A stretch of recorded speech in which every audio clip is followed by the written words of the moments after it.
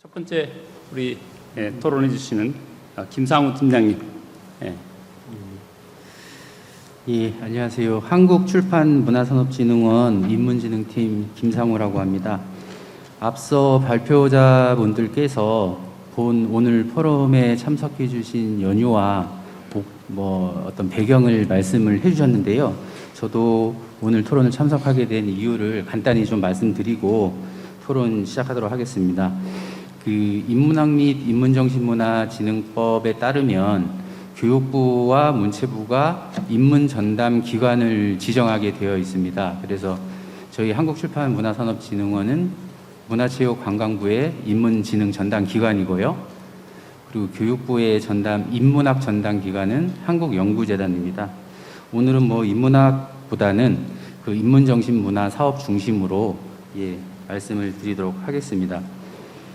앞서 이성우 박사님이 언급을 해주시기도 했지만 그간의 인문정신문화 사업들이 어떤 경과를 거쳐서 현재에 이르게 되었는가를 먼저 말씀드리려고 합니다. 급속한 산업화 결과로 지역, 계층, 세대 이념 갈등이 심각한 상황이라는 것은 이견이 없을 것 같습니다. 시대적 책무로서 인문정신문화 진흥 방안이 2013년에 본격적으로 모색이 되기 시작했는데요. 2013년 10월에 인문정신문화 특별위원회가 출범을 하게 되고요. 인문정신을 시민의 지혜로라는 기치로 제도적 정책 수립, 교육과 연구를 통한 인문 역량 제고, 그리고 인문정신의 사회문화적 확대 방안을 논의하여 인문가치 확산의 기반을 당시에 마련을 했습니다. 그리고 이후에 2016년 2월에 아까 말씀드린 인문학 및 인문정신문화진흥법이 제정이 되었고 2017년 1월에 제1차 인문학 및 인문정신문화진흥 기본계획이 수립되었고요. 시행이 되었습니다. 그리고 5년간의 1차 기본계획 수행 이후에 작년 2021년 12월에 제2차 기본계획이 새롭게 수립되면서 1년간 또 다양한 인문정신문화 사업들을 수행해오고 있습니다. 그래서 이 자리에서는 아까 말씀드렸듯이 인문정신문화 사업 중심으로 말씀을 드리도록 하겠습니다. 1차 기본계획이 인문의 본질을 추구하고 인문으로 사회적 화두에 답하며 인문정신문화 진흥의 기반을 다진다는 정책 기조를 가졌다면 2차 인문정신문화진흥 기본계획에서는 이 코로나19 사태에 따른 일상 회복 차원의 인문의 위로 공감 활력 제공, 그리고 인구 구조 변화와 소외 양극화 문제 해결책으로서의 인문으로 공동체 연대 화합 기여, 그리고 인문 자원을 활용하고자 하는 차원에서 인문 자원을 활용한 산업진흥, 관광 콘텐츠 융합, 한류의 외연 확대로 1차보다 2차가 구체화, 대조가 되었다는 것을 아실 수 있습니다.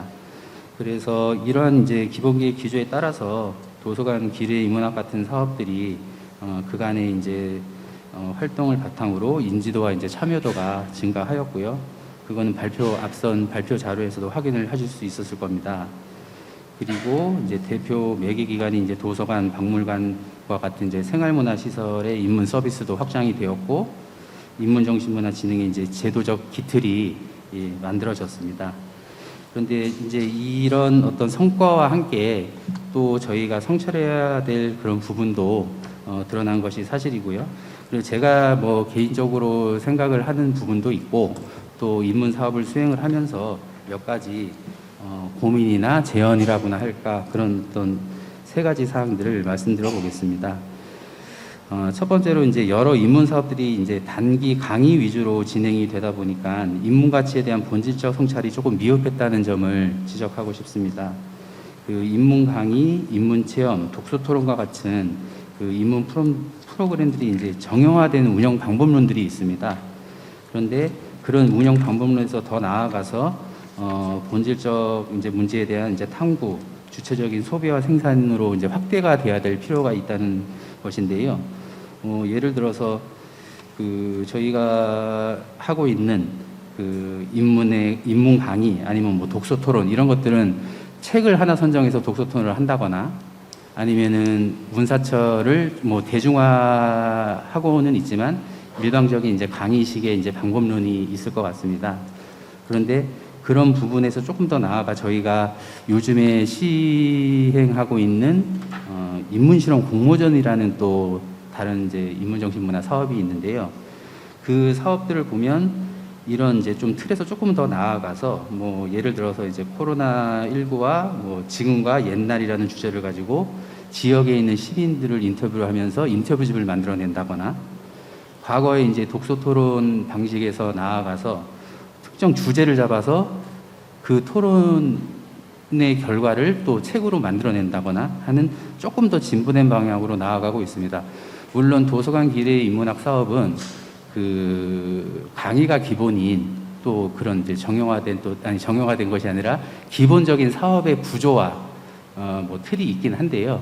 그 부분에서도 조금 더 나아가야 된다는 그 방향성, 그러니까 그 방향성을 도서관 기대 인문학 뿐만이 아니라 다른 사업에서도 그러한 이제 그 본질적인 이제 그 탐구가 또 필요하다는 그런 말씀을 드리는 것이고요. 그리고 두 번째로 이제 세대의 단절과 문화 소외를 고려한 대상별 정책 추진이 부족했다는 점을 말씀드리고 싶습니다. 그 교정시설이나 뭐 사회복지시설, 뭐 병영시설 이런 이제 취약계층에 대한 또 특화된 계층에 대한 지원 사업들은 많았는데요. 오히려 일반인을 대상으로 하는 인문치유나 사회문제 해결형 사업은 아직 이제 초기 단계라고 할 수 있습니다. 저희가 이제 코로나19 사태로 비롯된 일상의 회복과 더불어서 배려, 소통, 나눔과 같은 인문 가치를 좀 강조하는 그런 사업 추진이 필요한데요. 뭐 소외계층, 취약계층이라고 할 수는 없지만 뭐 1인 가구, 청소년, 뭐 중장년, 특수직 노동자 이런 분들은 오히려 이제 그 학업이나 생업에 바쁘시고 오히려 이런 인문의 가치에 대한 어떤 수혜를 오히려 못 받고 소외되어 있다고도 할 수 있거든요. 그래서 아까 이성우 박사님이 연구하고 계신 주제 중에서도 인문 레질리언스라고 해서 회복 탄력성으로서의 인문 이런 또 어떤 키워드가 제시되고 있습니다. 그래서 내년에 신규로 추진되는 청소년 인문교실이나 인문일터 프로그램 지원 그리고 중장년 청춘문화 공간 조성 사업 같은 것들이 일반인을 대상으로 하지만 또 소외를 극복하고 배려, 소통, 나눔을 가치로 하는 인문 사업으로서 저희가 지금 준비 중에 있습니다. 그리고 세 번째로 인문정신문화 사업, 뭐 사업이라고 표현해도 되고 프로그램이라고 표현해도 되는데요. 이러한 이제 사업들을 아우르는 기능이 조금 미흡했다는 겁니다. 그래서 도서관 기대 인문학 사업은 이미 이제 브랜드화돼서 박물관, 뭐 생활문화시설, 여행지 기대 인문학 다양한 이제 그 범주로 확장이 되고 있는데요. 이 인문정신문화 사업을 운영하는 주체가 저희 한국출판문화산업진흥원뿐만이 아니라 한국도서관협회, 뭐 박물관협회, 문화예술위원회 이렇게 조금 분산이 되어 있습니다. 그래서 이거를 뭐 전체를 아우르는 기능이 필요하다는 이야기가 어떤 특정 한 기관에서 인문 사업을 수행해야 된다는 의미는 아니고요. 좀 그 선순환 구조를 통해서 일목요연한 이제 추진 확산 체계가 있어야 된다는 말씀을 드리고 싶은 겁니다. 그래서 저희가 아까 말씀드린 이제 다양한 인문 사업을 진행하는 주체들이 기관들이 모여서 정례 회의를 하고 있고요. 그래서 사업 공유에서부터 사업 개선 방안을 정기적으로 논의를 하고 있고요. 그리고 인문 360이라는 그 인문 이제 정보 제공 플랫폼이 있는데요. 그 플랫폼을 통해서 각 기관들 혹은 꼭 공공 영역이 아니라 민간 영역에서도 진행되고 있는 인문 사업들을 저희가 소개하고 있습니다. 그래서 그런 어떤 플랫폼 하나를 잘 운영하는 것, 그래서 이 플랫폼 안에 들어오면 이제 인문 가치에 대한 정보와 사업 정보들을 얻을 수 있다는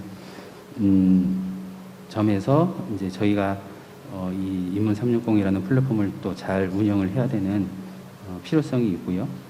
그리고 인문 360이 대중의 이제 인문 활동 참여를 유도한다면 또 인문 네트워크라는 또 시스템이 있습니다. 그래서 이 시스템에서는 그 실제로 다 이제 지역에서 단체에서 운영되고 있는 인문 사업들에 대한 공모, 그리고 관리, 그리고 학습, 그리고 아카이빙, 뭐 출결 시스템까지 다 일원화로 이제 시스템을 구축을 하고 있는데요. 내년에 이제 2월에 오픈을 합니다. 그래서 꼭 그 인문 이제 사업을 수행하지 않더라도 향후에 이제 이런 어떤 인문 정신 문화 사업에 참여하고 싶으신 분들은 이 시스템을 통해서 전반적인 공공 영역에서의 인문 사업들을 현황을 보실 수 있을 겁니다. 그래서 제가 간단히 한 3개 정도 한계와 개선 방안 정도를 말씀을 드렸는데요. 뭐 여전히 여러분들도 궁금해 하시는 것처럼 이렇게 공공 영역에서 인문 정신 문화 사업을 수행하고 있는 저도 인문 정신 문화라는 이제 개념이나 이제 분야가 너무 폭넓기 때문에 조금 뭐 혼란이 오실 수도 있습니다. 그래서 그런 부분들을 저희가 유형과 범주를 또 구분을 하고 있고요. 근데 그 유형과 범주를 이제 구분한다는 것은 뭐 여러 이제 과거에도 작업이 있긴 했는데 너무 또 이제 한정 지으면 인문의 가치를 한정 지으면 안 된다는 그런 또 이제 조언도 있으시고 해서 그런 부분들 다 포함해서 정리를 하고 있고요. 그리고 그 사업 참여 전과 사업 참여 후에 어떤 만족도, 그런데 이제 이런 인문 가치, 인문 정신을 어떤 수치화하려는 것이 아니라 그 효과적인 이제 그러니까 인문 사업에 참여하고 참여 이후에 이제 어떤 그 효과를 저희가 그 수시적인 이제 측정이 아닌 그 변화에 대한 어떤 그 정도를 파악하신다고 파악하는 이제 노력이라고 봐주시면 될 것 같고요. 그래서 그런 또 후속적인 저희 인문 정신 문화 사업의 보완책을 또 마련을 하고 있습니다. 그래서 저는 오늘 공공 분야의 인문정신문화 사업의 이제 추진 성과나 뭐 약간의 제언을 말씀드리긴 했는데 공공 영역뿐만이 아니라 민간 영역에서도 다양한 사업들은 진행이 되고 있습니다. 그래서 그 민간과 공공 영역에서의 또 활동들이 이제 맞물려서 이러한 이제 인문정신문화 사업들이 더 진화될 거라고 생각을 하고요. 뭐 가시적인 당장의 효과가 보이지 않을 수는 있지만 모든 인문 가치가 그러하듯이 꾸준한 이제 실천과 확산, 그러니까 확인, 이제 어떤 예정에 이제 어떤 예정을 쏟는 과정이겠죠. 그래서 종국의 우리 사회의 변화를 가져올 수 있지 않을까 생각을 하고 있습니다. 예, 감사합니다. 네, 고맙습니다. 그 이제 도서관 기리의 문학이 뚝 떨어져서 하는 어떤 사업이나 프로그램이 아니라 일정하게 그 여러 인문학 프로그램의 하나인 것을 좀 한번 살펴보면서 전체적인 흐름을 파악하기 위해서 토론을 부탁드렸고요. 아마 그 이성우 그 박사님이 발표하신 거, 그 다음에 이제 이번에 이제 김상우 팀장님이 이제 말씀하신 것들이 좀 이 도서관 기리문학을 포함해서 도서관 그 인문학 프로그램들이 어떻게 되고 있는가 그런 흐름을 좀 파악하는 데 도움이 됐을 것 같습니다. 지금 그 거의 지금 발표할 정도의 내용을 가지고 이제 이렇게 하시다 보니까 시간이 좀 길어지는데요. 우리 저기 박 관장님은 10분 내로 좀 해주시죠. 예. 네, 안녕하십니까. 저는 도서관 기리의 문학 10년 뉴노멀 인문학을 말하다에 토론자로 참여하게 된 마포구립 서강도서관 박민영입니다. 우선 10주년을 맞았습니다. 도서관 현장에 계시는 열심히 노력하시는 우리 사서분들, 그리고 특히 담당자와 즐겁게 참여해 주신 관계자들과 함께 축하 인사를 먼저 드리고 싶습니다. 제가 왜 여기에 부족하지만 왜 참여자로 왔을까 생각을 했는데 저 역시 아주 막내 사서로부터 책임자로부터까지 계속 10년을 같이 해왔기 때문에 네, 아마 이 자리에 누구보다 현장의 얘기를 잘 들려줄 수 있을 거라고 생각합니다. 그래서 간단하게 10년 동안 우리가 무엇을 해왔고 앞으로 10년 도서관 기리의 문학이 도서관에서 바라는 점, 이 제언을 나누어 말씀드리겠습니다. 먼저 도서관 그 기리문학 홈페이지를 보면 목표가 있어요. 그래서 3가지 목표가 있더라고요. 한 가지는 재미있고 유익한 양질의 인문학 프로그램을 만드는 것이었는데요. 초창기 우리 기리문학을 생각해 보면 문사철 위주의 강연 위주로 이제 탐방도 멀리 떠나고 이런 분이었어요. 기념품도 멋있는 걸 갖고요. 근데 이제 사업 중반기 이후 갑자기 책과 토론 문화가 들어가더니 본격적인 틀을 잡기 시작했습니다. 그래서 여기 제목이 암과 삶을 연결하는 도서관 기리문학이라고 했는데요. 아는 것에서 그치지 않고 지역사회에서 나를 알고 나를 성찰하고 어떻게 우리의 삶에 성찰로 이어갈까를 현장에서 고민하게 되었습니다. 그래서 강연과 탐방, 큐레이션, 또 요즘에는 장서를 같이 큐레이션해서 더 깊은 독서로 안내하기도 하고, 지금 올해 보니까 도서관마다 참여자들이 직접 현장에서 책을 만들고 자기의 이야기를 풀어가는 사업들을 하고 계시더라고요. 그래서 양질의 프로그램을 사서들이 열악한 환경에서도 잘 만들어 주셨다고 생각합니다. 두 번째는 지역 도서관을 인문학 대중화의 거점 공간으로 인식하는 건데요. 이거는 1년, 2년으로 될 수 없는 중장기 목표입니다. 처음 시작했을 때는 되게 혼란이 많았는데 이 현장의 문제들을 사업 관계자들이 매년 불러서 자문회의를 했어요. 현장의 얘기도 듣고 또 우리 올해 또 워크숍도 있는 걸 알고 있는데 워크숍에서 어떤 문제가 있는지 매년 물어봐 주셨어요. 그래서 그거를 가지고 문제점을 해결하려고 노력을 했습니다. 그리고 책과 연계한 이런 틀을 바꾸면서 좀 더 깊이 있는 인문학으로 자리 잡을 수 있었습니다. 그렇게 해서 저는 이렇게 인문학 대중화가 되려면 일단은 지역 협력도 중요하지만 우리가 기리문학 사업이라는 거에 대해서 브랜딩을 잘 해나가야 된다고 생각해요. 지역 주민이 일회성으로 끝나는 게 아니라 작년에 되게 들었는데 올해도 또 듣고 싶어. 이 프로그램에 대한 신뢰가 있어야지 내 시간과 내 이 여유를 내는 거거든요. 그런데 전국에 있는 사서들이 열심히 경쟁적으로 연구하고 탐구했기 때문에 이런 브랜드가 만들어지지 않았을까 생각합니다. 2020년에 우리가 코로나19를 맞아서 너무나 힘든 시기를 보냈는데 사업을 포기하는 기관도 있었지만 현장에서 사서들이 난생 처음 배우는 유튜브와 뭐 줌 이런 것들을 연구해 가면서 어떻게든 이 인문학이 끊이지 않도록 노력을 했기 때문에 이런 신뢰도가 더 높아졌다고 생각합니다.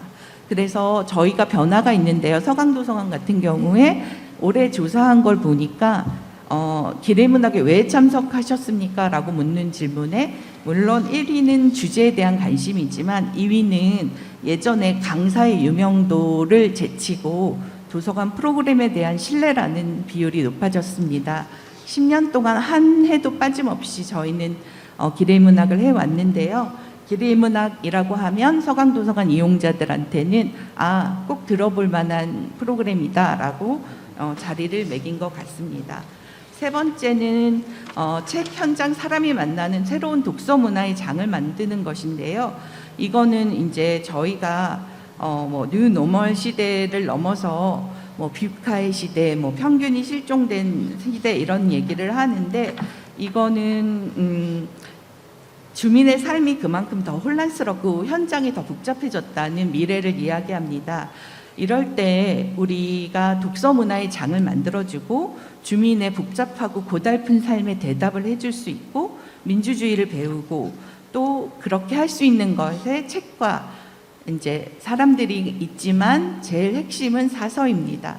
사서들이 있기 때문에 서로 연대하고 책을 배우고 이야기 나눌 수 있는 독서 문화의 장을 만들 수 있다고 생각합니다. 그러면 저희는 어떻게 앞으로 10년을 해야 될까요?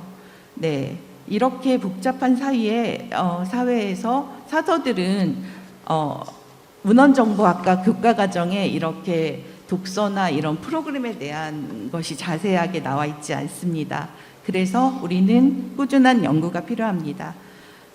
서강도서관 같은 경우에는 주민들 삶을 많이 관찰하기 위해서 지역으로 나가고 그리고 트렌드를 알기 위해서 매월 잡지를 읽고 서로 이야기를 합니다.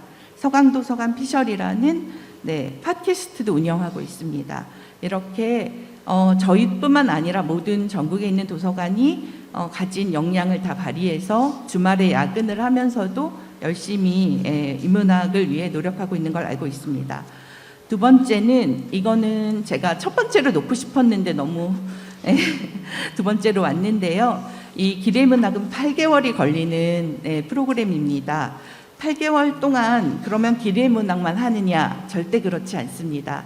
저희는 주말이 없는 사서입니다. 주말이 제일 바쁘고요. 그리고 도서관은 10시까지 문을 엽니다. 당직도 하고요. 다른 연차나 교육을 간 직원이 있으면 그 자리도 메꿔야 합니다. 그래서 기레이 문학만 8개월 하기에는 어렵습니다. 아마 5가지, 6가지, 7가지의 프로그램을 같이 하면서 이 프로그램을 할 것입니다. 그래서 왜 이만큼 못했어? 왜 이렇게 너는 상을 못 받았어? 라고 하기보다는 이 사서가 집중할 수 있는 그걸 만들어주고 있는지 이거에 대해서 한번 도서관에서 생각을 해보고 전담 인력을 조금 더 배치를 하는 것이 좋다고 생각합니다. 마지막으로는 저희의 얘기인데요.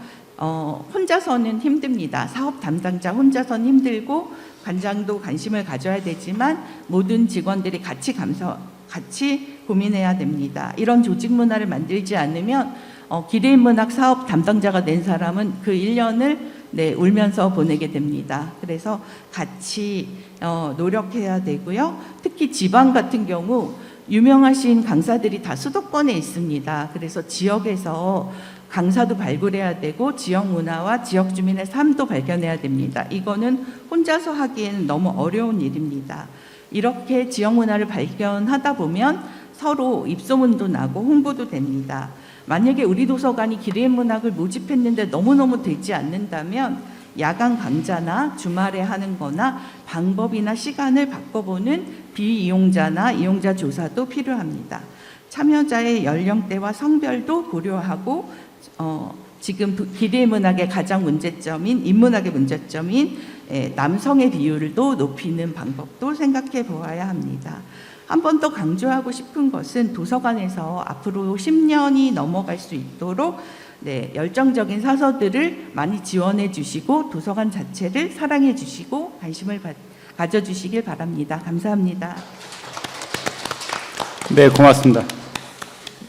그럼 세 번째로 우리 성혜영 교수님께서 예, 안녕하세요. 방금 소개받은 성혜입니다. 이렇게 귀한 자리에 초대해 주셔서 감사드리고요. 제가 마지막 이제 토론 겸 보론을 말씀드리는 거라 빨리 진행하도록 하겠습니다. 저는 95년부터 2000년까지 문화체육관광부에서 공무원으로 근무했습니다. 이제 그런 경력도 있고, 그래서 지금 이제 서울대학에서 종교학을 가르치고 있습니다만은 그래서 이제 대학에도 있어 본 경험이 있어서 이 양자의 관점에서 우리 김태희 박사님께서 인문 생태계라고 하는 큰 관점에서의 도서관의 역할을 말씀을 해달라는 이제 부탁을 받고 이렇게 준비를 했습니다. 일단 제목 자체가 인문학의 생태계가 아니라 인문 생태계라고 붙인 이유는요.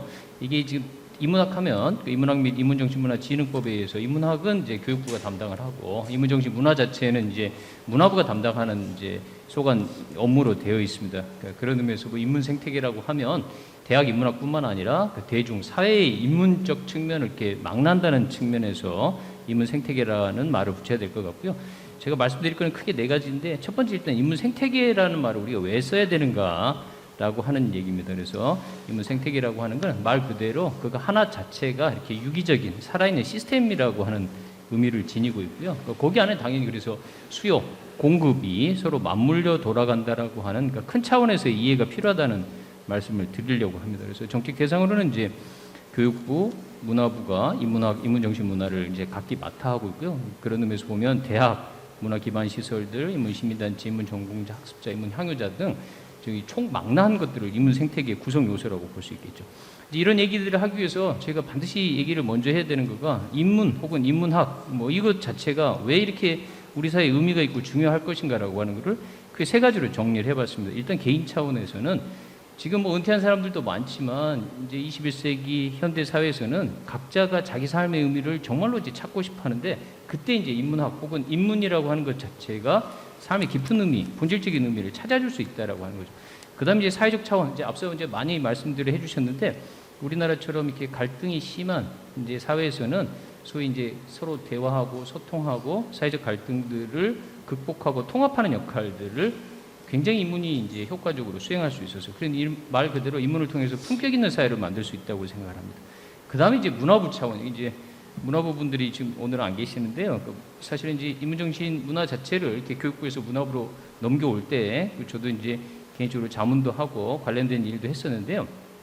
일단 문화부가 여러 가지 일들을 맡고 있잖아요. 예를 들어서 문화부가 맡는 종교 업무하고 체육 업무라고 하는 거, 이 양자 사이에 아무 관계가 없어 보이거든요. 그러니까 그럴 경우에 인문이라고 하는 것과 거기 결합이 되면 이 종교와 체육이라고 하는 별개처럼 보이는 문화부의 업무 영역들을 인간의 본질적 가치의 구현이라고 하는 관점에서 하나로 엮어낼 수 있는 굉장히 중요한 역할을 할 수 있다라고. 지금 이제 문화부가 보통 이제 먹고 살만 하니까 여가 차원에서 하는 활동들 이렇게 이제 자꾸 이해가 되거든요. 그래서 이제 경제 부처도 아니고 경제적 우선순위에 항상 밀려나는 그런 이제 부작용이나 그 불합리한 것들을 겪고 있는데, 그러니까 인문이 사실은 그런 문제들을 이 문화부의 본질적 의미와 가치들을 이렇게 제대로 제시해 줄 수 있다라고. 그런 의미에서 문화 정책에 의미와 깊이를 부여할 수 있기 때문에 문화부의 한 가지 업무 중에 하나, 많은 업무 중에 하나로 이렇게 생각하면 안 된다라고 하는 것을 강조를 드리고 싶습니다. 이제 두 번째, 본격적으로 인문 생태계 그러면 왜 중요한가? 일단 이제 수요와 공급이라고 하는 이게 전체적인 관점에서 바라봐야 되는 이유입니다. 우선 수요보다도 공급 측면이 매우 위기에 처해 있습니다. 그게 이제 대표적으로 대학 인문학의 위기입니다. 제일 큰 문제는 학생들이 안 들어옵니다. 그래서 대학이 유지가 안 됩니다. 지방 사립대를 포함해가지고 대학이 문을 닫는데, 대학이 구조조정을 하면 제일 순위가 인문학입니다. 인문 계열 혹은 사범대를 포함해가고요. 그래서 대학 구조 과정에서 인문대가 급감하고, 인문대가 급감하면 지금 이제 기본적으로 지방 인문대의 경우에는 대학원 과정이 없어지고 학과 자체도 없어지는 경우들이 많거든요. 그러니까 교양학부 하나로 축소가 되는 건데, 이렇게 되면 무슨 문제가 생기느냐? 석사 박사를 배출을 못합니다. 석사 박사를 배출 못한다는 얘기는 생계를 유지하면서 인문학 연구를 할 수 있고, 인문학 연구를 통해서 인문적 컨텐츠들을 사회와 공유하고 이렇게 하는 사람들 자체가 사라진다는 뜻입니다. 그래서 악순환의 구조가 지금 이제 벌써 시작됐다는 얘기고, 근데 반면에 대학생들 수는 줄어들었지만 사회 전체적으로 봐서는 대중인문학의 수, 이제 우리 관장님들 계시고 그 도서관에서 오셨겠지만 뭐 은퇴한 세대들을 포함해가지고 인문을 통해가지고 삶의 의미를 찾겠다는 수요가 도서관만 하더라도 엄청나게 늘어가고 있는데, 실제로 그 강의 콘텐츠를 제공할 수 있는 전문 인력 자체가 대학 위기에 처하는 바람에 이제 주저앉고 있다라고 하는 거죠. 그래서 교육 수준도 향상되고 경제적으로도 풍요하고 수명도 증대돼서 이 현대인들은, 특히 한국 사회 사람들이 삶의 의미를 직접 찾으려고 시도하고 있는데, 그리고 대학 바깥의 인문 수요는 말 그대로 폭증하고 있는 거죠. 그래서 이 양자 사이의 불균형이 굉장히 크게 발생하고 있고, 바로 이 대목에서 문화 기반 시설로서의 도서관이 이 양자의 불균형을 돌파할 수 있는 유일한 해결책은 아니지만 매우 중요한 해결책이 될 수 있다는 말씀을 드리려고 합니다. 이 다음번이 인문 생태계와 도서관의 역할입니다. 말씀드렸던 것처럼 수요 공급의 불균형을 해소할 수 있는 굉장히 중요한 기반이 된다는 거죠. 특히 대중적 수요하고 강의 전문 인력, 즉 인문학 박사 이 과정을 밟았던 전문 인력들, 그다음에 이제 도서관이라는 시설과 도서관이 가지고 있는 다양한 콘텐츠, 그리고 이제 과장님도 계시지만 사서 이 전문 인력 이 관련된 업무들을 해본 분들이 헌신적으로 그다음에 많은 사업들을 해봤기 때문에 기업과 운영能力을 갖추고 있다는 관점에서 이것들을 서로 연결하는 사업들이 실제로 기리인문학을 포함해서 도서관 지역교 혹은 도서관이 운영하고 있는 다양한 인문 프로그램 구현이 된다라고 하는 거죠. 자, 그 점에서 보면 사실은 이제 도서관이 여타 문화 기반 시설, 많은 생활 문화 시설 혹은 문화 기반 시설 중에 말 그대로 많은 것 중에 하나가 아니죠. 제가 볼 때는 굉장히 중요하고 결정적 역할을 할 수 있다고 봅니다. 그게 일단 공간 접근성. 뭐 문화 기반 시설이 도서관보다 많은 데가 어디 있습니까? 그다음에 전국에서 그 사이즈도 다양하지만 어디 가도 곧바로 도서관들을 접할 수 있거든요. 공간 자체도 요즘에는 이제 매우 매력적으로 구성되고 꾸미고 있죠. 그다음에 도서관이 가지고 있는 게 기본적으로 컨텐츠입니다. 박물관, 미술관과는 다른 방식으로 인간의 인문적 활동의 결과물 모두를 뭐 책부터 시작해가지고 멀티미디어 컨텐츠 일까지 다 가지고 있다라고 하는 거죠. 그 다음에 전문 인력 말할 필요도 없죠. 숫자로도 그 다음에 이제 관련된 사업을 운영해본 경험이라고 하는 측면에서도 그 사서 선생님들을 대체할 만큼 굉장한 전문 인력을 갖추고 있는 문화 기반 시설이 없습니다. 그 다음에 말 그대로 지금까지 도서관 기리 인문학을 포함해서 다양한 인문 사업을 정말 많이 해오셨거든요. 그 다음에 마지막으로 중요한 게 이용자들이 도서관에서 굉장히 좋은 경험들을 많이 하고 좋은 기억들을 가지고 있기 때문에 더욱더 도서관을 찾으려고 하는, 그래서 말 그대로 지역 공동체의 중심이 되는 이제 그런 것으로 이렇게 자리매김하고 있다는 거죠. 이제 끝으로 남는 과제는이라고 하는 거는요, 남았다기보다는 매우 시급한 과제입니다. 인문과 도서관의 중요성 자체를 다시 인식할 필요가 있습니다. 아까 말씀드렸던 것처럼 인문이라고 하는 것 자체가 많은 문화의 정책 분야 중에 한 분야여서 이거는 뭐 적절히 다른 분야와 공평하게 지원해 주면 되지가 아니라 문화부 자체에서 이 인문을 개인과 공동체, 그다음에 이제 문화부 전체에도 매우 중요한 마치 구슬을 깨는 이렇게 바늘과 실의 역할을 할 수 있다라고 하는 걸 받아들여야 되고요. 그다음에 두 번째는 더 중요하죠.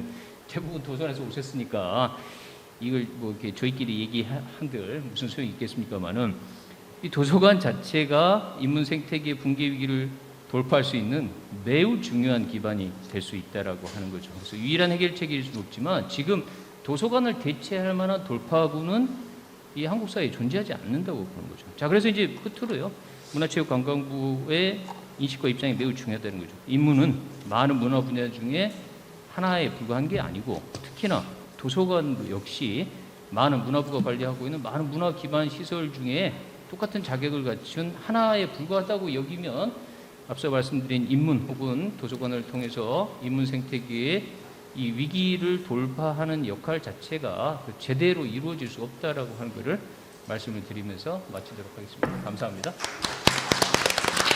네, 고맙습니다. 세 분 다 이렇게 다 하나 그 발표할 만한 많은 내용들을 아주 압축적으로 이렇게 잘 말씀해 주셨습니다. 그냥 특별한 질문 없으시면 그냥 저 말씀드리면 뭐 발표할 때도 말씀드렸지만 사실은 저는 사서 선생님들께서 자부심 많이 가지셨으면 좋겠어요. 근데 이제 요구가 너무 많잖아요. 저희도 이제 그 노원구도 그 재단이 바뀌면서 여러 혼란스러운 일들이 있었거든요. 그러니까 옆에서 보면 도서관 굉장히 중요하다고 앞에 교수님도 말씀하셨어요. 역할도 굉장히 크고 중요하다고 말씀은 하지만 실제로 뭐 여러 조건으로 흔드는 것이 또 도서관계예요. 그래서 저는 그냥 이 자리에서 그냥 편하게 말씀드리면 조금 더 도서관 협회든 이렇게 좀 말씀해 주실 수 있는 곳에서 사서 선생님이나 도서관을 좀 지키려는 노력들을 더 많이 해주셨으면 좋겠다. 지역 주민들은 이제 저희 되게 이렇게 사랑하는 공간이고 그 공간에서 일하시는 분들 응원해주고 싶은 마음이 굉장히 많고 그리고 프로그램에 참여하면서도 제가 말씀드린 것처럼 그런 신뢰관계가 계속 쌓이거든요. 그리고 역량도 더 커지는 걸 이렇게 느끼고 그래서 필요성을 되게 많이 느끼지만 실제로 일하시는 분들 입장에서 봤을 때 굉장히 많이 힘들겠구나 하는 생각이 또 한편으로 들어요. 그래서 기리의 문학 10년 동안 어떻게 보면 사서 선생님들의 뼈를 갈아서 지금까지 온 거 아닌가 하는 생각이 들어요. 그래서 제가 오늘 뭐 아까 그 할아버지 할머니들 그 선배 시민 책 읽어주기 워크숍 할 때 사서 선생님의 역할이 저희는 적고 저희가 더 역할 많이 한다라고 얘기했던 부분이 결국은 그렇게 가야 된다는 말씀인 거거든요.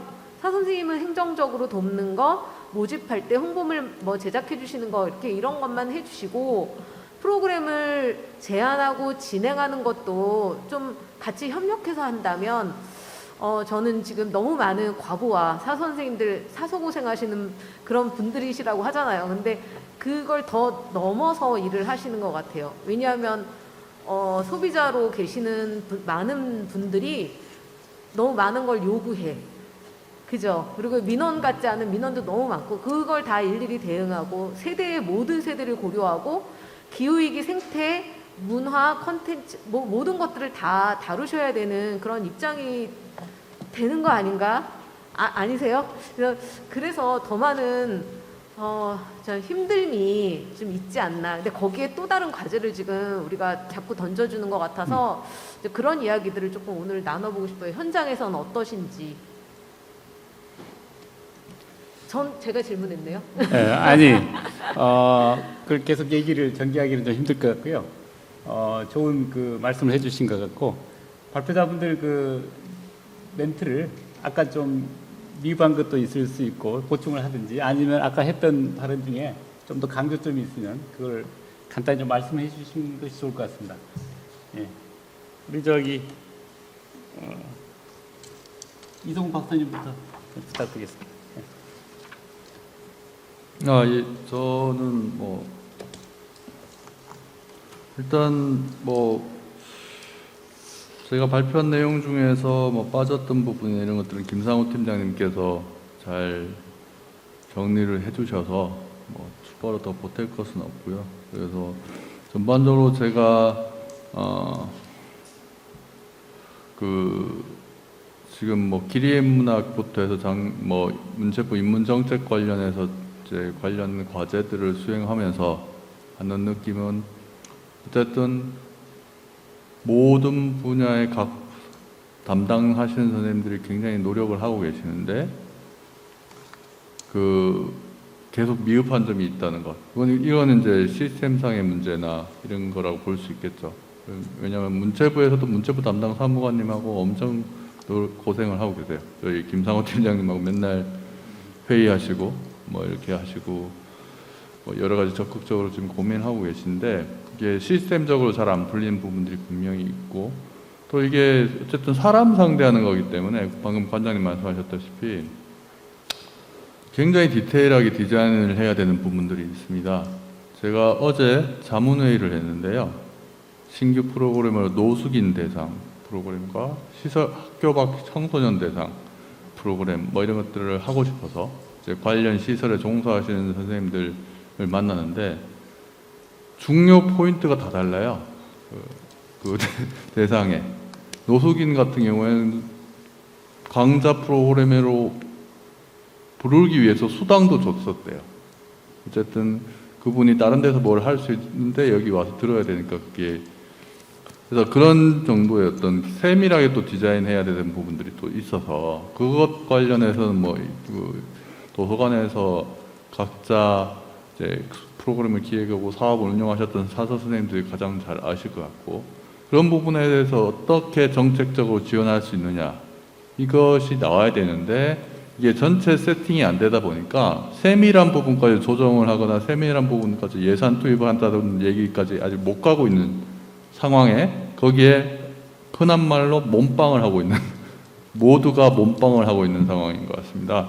그래서 전반적으로 좀 여러 가지 국가 정책에서는 여러 가지 요구를 많이 해야 됩니다. 많이를 해서 계속 요구를 하고 뭐 이런 것들을 개선해야 된다고 여기 예산이 투입돼야 된다고 이런 얘기들을 꾸준히 할 수 있도록 각자 노력을 해야 되지 않을까라는 생각합니다. 예, 이상입니다. 네, 고맙습니다. 우리 최선재 선생님. 네. 제가 아까 세 가지 제언에 대한 말씀을 드렸는데 물론 그 세 가지 제언을 하면서도 이미 잘 하고 계시는 부분인데 내가 또 이렇게 얘기하는구나라는 생각을 했었거든요.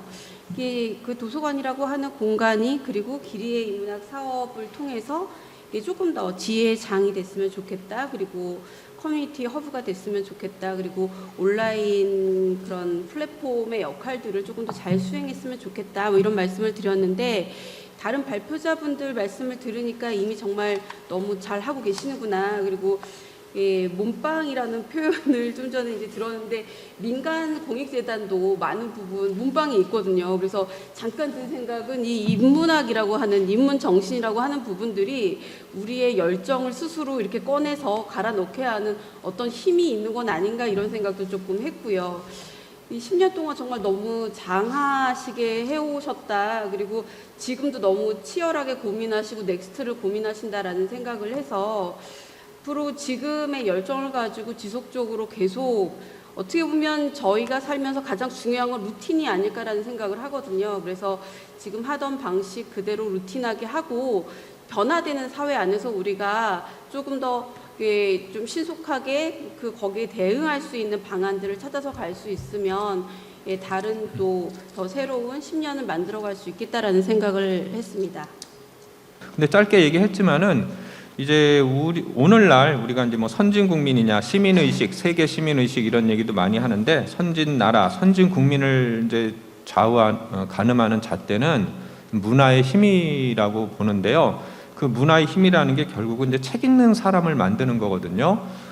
그래서 제가 뭐 일전에 탐독가들이라는 책도 저술했지만은 세계를 바꾼 사람들이 다 보면은 이제 책 읽는 사람들이었습니다. 그러니까 이제 그런 면에서 보자면 이 도서관의 역할이 너무 중요하고, 특히 저도 이제 어쩌다 보니까 이제 저술을 해서 그 기류의 인문학 이제 이렇게 강의도 하다 보니까 이 사서분들의 열정과 노력이 이제 그 도서관을 중심으로 해서 그 지역 주민들의 공동체에서 이렇게 어떤 문화적인 소양을 갖추게 하고 이렇게 하는데 되게 중요하다는 생각을 해요. 그러니까 이 어떤 사서분들의 관심과 열정이 이런 어떤 독서 문화를 만드는데 되게 이렇게 큰 영향을 끼치고 있구나, 이런 생각이 들어서 사서야말로 정말 세상을 바꾸는데 큰 역할을 하는 그런 분들이라는 생각이 들었습니다. 그래서 어쩌면은 또 그 역할은 마치 꽃에서 보면 안개꽃처럼 본인이 드러나는 게 아니라 이제 다른 꽃들을 이렇게 이제 돋보이게 해주는 그런 어떤 역할을 하는 건데, 오히려 그것이 이제 더 본질이고 중요한 그런 역할이라는 생각이 들어서 이런 사서분들의 노력과 열정에 그냥 감사한 마음, 그렇게 전달을 드릴 수 있을 것 같습니다. 네, 고맙습니다. 네, 시간이 다 됐습니다. 사실 뭐 저도 오늘 발표를 드리면서 좀 생각하고 저도 의견 있는 게 많지만 또 그걸 이제 또 다른 자리에서 풀어내기로 하고요. 어쨌든 오늘은 좀 다양한 입장에 처하신 분들이 이 기리인문학 사업을 바라보면서 여러 각도에서 이야기를 많이 풀어놓은 거기 때문에 오늘 뭐 발표도 있지만 자료집에 있는 내용들을 다시 한번 되새겨보면서 앞으로 좀 더 이슈화시킬 부분도 있고 또 해결할 부분도 있고 그런 식으로 좀 풀어나갔으면 좋겠습니다. 오늘 발표해 주신 네 분 발표자분들, 그리고 또 보완적인 토론을 해주신 세 분, 그리고 여기 끝까지 자리를 지키고 경청해 주신 여러분께 감사드립니다. 이상 토론을 마치도록 하겠습니다. 고맙습니다.